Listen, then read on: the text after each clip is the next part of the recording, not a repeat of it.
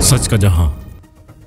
दया नाज़माबाद football stadium में शानदार match. Karachi water board ने मंगू पीर कंबाइंड को 2-0 से शिकस्त दे दी। कराची स्पोर्ट्स रिपोर्टर की रिपोर्ट के मुताबिक नया नाज़माबाद फुटबॉल स्टेडियम में Karachi water and sewerage corporation और मंगू पीर कंबाइंड की टीमों के दरमियान एक शानदार दोस्ताना मैच का इनेकाद किया गया, जिसमें कराची वाटर बोर्ड की टीम ने शानदार खेल का मुजाहरा करते हुए मंगू पीर कंबाइंड को 2-0 से शिकस्त दे दी। ये मैच कराची वाटर बोर्ड के ताउन से मुनक्किद हुआ, जिसका मकसद फुटबॉल के खेल को फरोग देना और नौजवानों में इसकी दिलचस्पी बढ़ाना था। इस मैच में sports secretary Moinuddin, coach Dilmurad, manager Mohammad Zakir Khan और कप्तान अमार खान की क़यादत में कराची वाटर बोर्ड की टीम ने गैर मामूली खेल पेश किया। दोनों गोल ज़ीशान मुबारक और इमाद खान ने स्कोर किए, जिनकी कारकर्दगी ने मैच का नक्शा बदल दिया और टीम को फतेह दिलाई।